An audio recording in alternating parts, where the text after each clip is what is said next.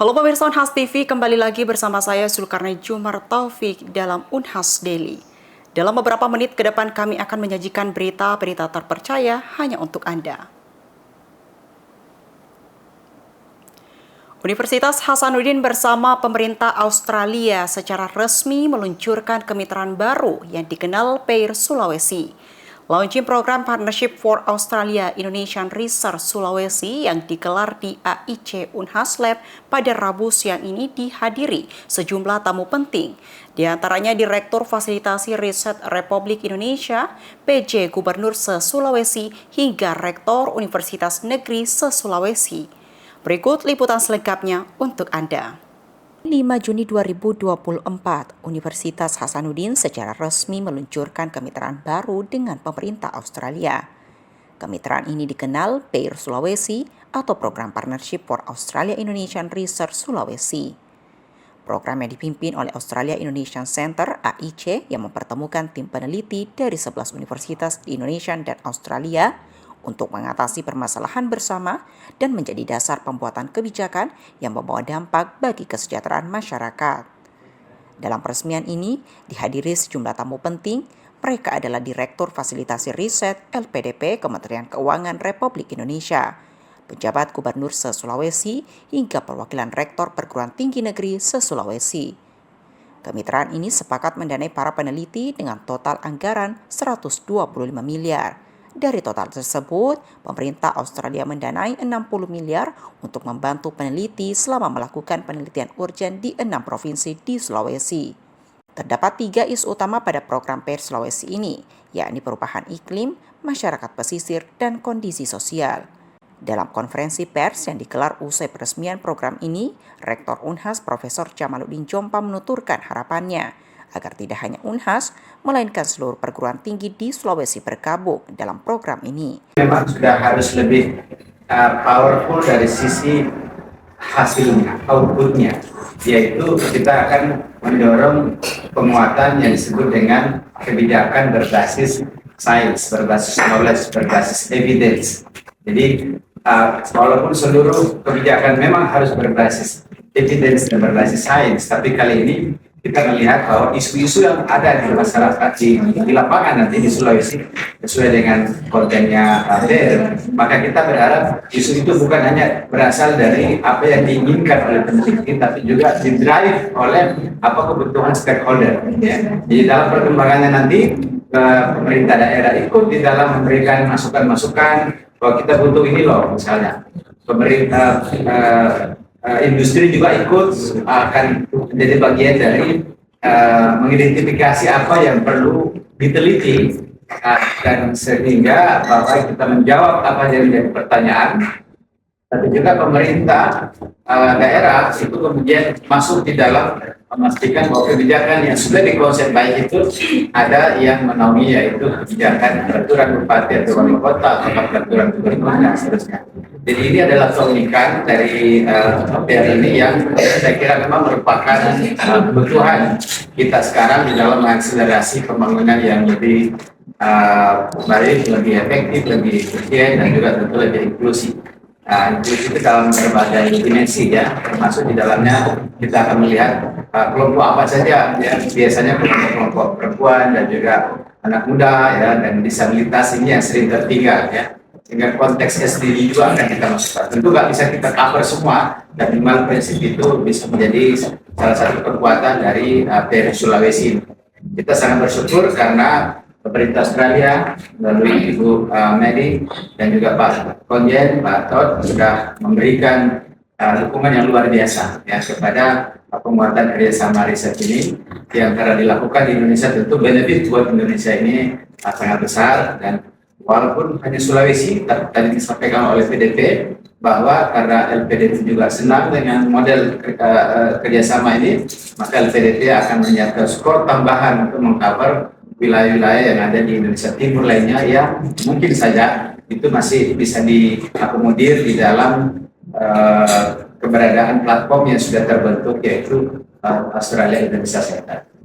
Sebab program ini diharapkan bisa berlanjut ke IKN dalam konteks IKN sebagai ibu kota negara baru. Sementara Minister Konsular for Governance and Human Development, Departemen Luar Negeri dan Perdagangan Australia, Madeleine Moss, berharap program ini bisa dapat memperkuat dan memperluas kemitraan universitas di Indonesia dengan Australia. Konsul Jenderal Australia, Mr. Todd Dias, juga menambahkan melalui PR Sulawesi ini peneliti bisa bekerja sama dengan pemerintah pusat, provinsi, dan daerah.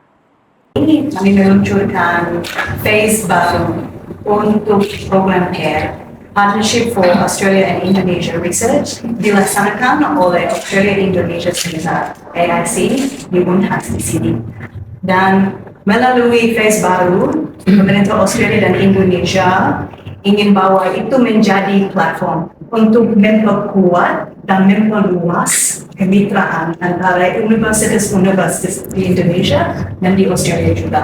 Dan kami berharap bahwa melalui kemitraan ini kita bisa menemukan solusi untuk tantangan seperti perubahan iklim, tantangan terkait perekonomian, baik di Indonesia maupun Australia. Tapi saya pikir kemitraan itu sangat penting karena melalui itu kami bisa memperkuat people-to-people links antara Australia dan Indonesia. Sangat bangga dan sangat senang beracara hari ini dengan peluncuran TER Sulawesi.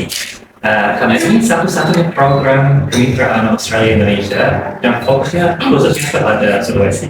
Dan seperti yang Prof. JJ sampaikan tadi, kalau ini diperluas kepada seluruh Indonesia Timur, saya masih senang sekali. Saya mengunjungi setiap provinsi di Sulawesi, yang 6 provinsi ini. Dan sepertinya ada banyak perbedaan, ada istiadat, bahasa, dan lain-lain. Tapi kan ada banyak beda makanan. Krismnya, tapi ada banyak tantangan yang sama seperti yang dikatakan Prof. JJ dan juga Ibu. Tadi harapan saya dengan penelitian ini lewat program TER, itu berarti peneliti bisa bekerja sama dengan pemerintah nasional, provinsi, dan kota kabupaten untuk bikin kebijakan untuk mengatasi semua tantangan ini. Jadi makanya saya sangat senang ikut acara hari ini dan saya ingin menyoroti kalau TER, menurut saya yang paling penting partnership atau kemitraan.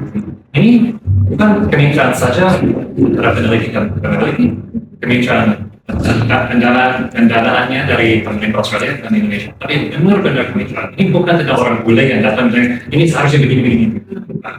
Ini kesempatan yang luar biasa untuk peneliti dari mana-mana di Sulawesi.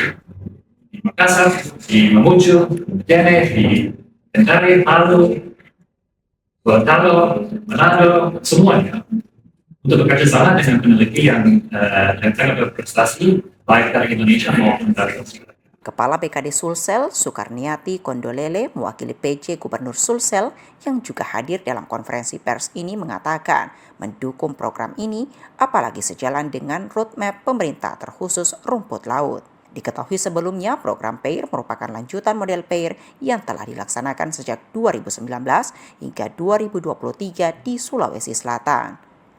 Zulkarnain, Andi Muhammad Syafrizal, Unhas TV.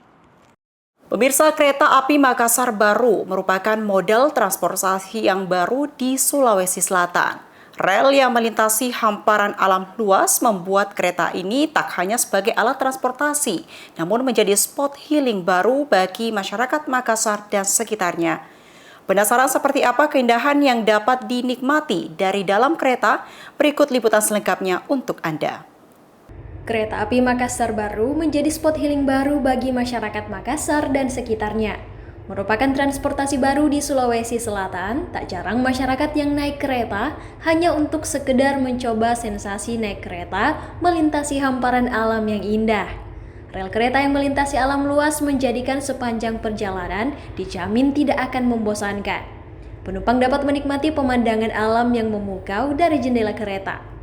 Sepanjang perjalanan penumpang akan disajikan dengan keindahan alam, mulai dari hamparan persawahan hijau, laut biru yang luas, pegunungan hingga tebing-tebing yang menjulang tinggi di sisi kanan dan kiri. Tak heran sajian pemandangan yang memukau tersebut dimanfaatkan oleh masyarakat sebagai momen refreshing, khususnya pada hari-hari weekend. Di hari-hari weekend, jumlah penumpang bisa mencapai 1.000 orang dalam sehari. Pak Adil dan keluarga salah satunya. Ia memanfaatkan weekend untuk round trip menggunakan kereta sambil refreshing, menikmati pemandangan dengan memboyong anak dan istrinya. Alhamdulillah, ini pertama kalinya sih datang ke sini melihat dari broadcast atau iklan-iklan yang beredar. Ya, kami tertarik bagaimana sih pelayanannya. Dari segi pelayanan, alhamdulillah baik sekali. Dan juga kami sangat menikmati perjalanan di sini. Mulai dari stasiun di sini Mandai sampai ya di Gorongkong tadi. Alhamdulillah kita round trip ya, mulai dari Gorongkong kembali ke sini lagi di Mandai. Untuk refreshing aja. Ya cuma refreshing aja sih, jalan-jalan dan juga ya kan liburan juga. Jadi dalam liburan itu kita manfaatkan cuma menikmati bagaimana sih rasanya ya sama-sama dengan keluarga, teman-teman. Alhamdulillah. Cukup refreshing ya Pak ya? Ya, cukup menyenangkan juga. Ya, Pak? Ya, sama dengan anak istri dan teman-teman istri dan teman ada juga ada beberapa teman sekolah. Oh. Kalau mencoba lagi sepertinya hanya tidak mencoba ya, tapi keluarga kan istri dari Pangkep, jadi kemungkinan akan dicoba lagi, bukan lagi mencoba tapi menggunakan pulang kampung ya. Karena saya kan Makassar, jadi kalau pulang Pangkep biasanya kita naik PT-PT. Nah, sekarang kan lebih murah. Kalau mungkin dari Mandai ini ke Pangkep, ke stasiun Pangkajene sampai ya mungkin sekitar 5-10 ribu maksimal. Jadi ya sangat ekonomis ya. Kalau biasa naik PT-PT berapa harganya? Kalau PT-PT sekarang itu kan dulu kan lama sekali, 15.000, sekarang sampai 20 sampai 25.000. Jadi ya jauh lebih ekonomis dan menggunakan kereta api ya. Dan nyaman juga. Ya. Ia mengaku cukup puas dengan perjalanan pulang pergi Maros Baru. Ia bahkan tertarik untuk selanjutnya menggunakan kereta saat pulang ke kampung istrinya di Pangkep. Nikmatnya perjalanan tentu tak luput diabadikan oleh penumpang. Beberapa nampak selfie bahkan melakukan siaran langsung untuk berbagi momen. Hal unik lainnya, perhatian penumpang khususnya ibu-ibu tak jarang tertuju pada kondektur kereta yang lengkap dengan seragamnya yang khas. Beberapa bahkan meminta berfoto bersama dengan kondektur kereta. Jadi bagi pemirsa yang butuh rehat sejenak dari kesibukan selama sepekan, gak ada salahnya mencoba spot healing yang satu ini. Iva Syarahman, Zara Sabita Suceng, Unhas TV. Pemirsa, informasi tadi sekaligus menutup perjumpaan kita. Terus saksikan Unhas Daily hanya di Unhas TV. Saya Zulkarnain Jumar Taufik mewakili seluruh kru pamit undur diri dan sampai jumpa.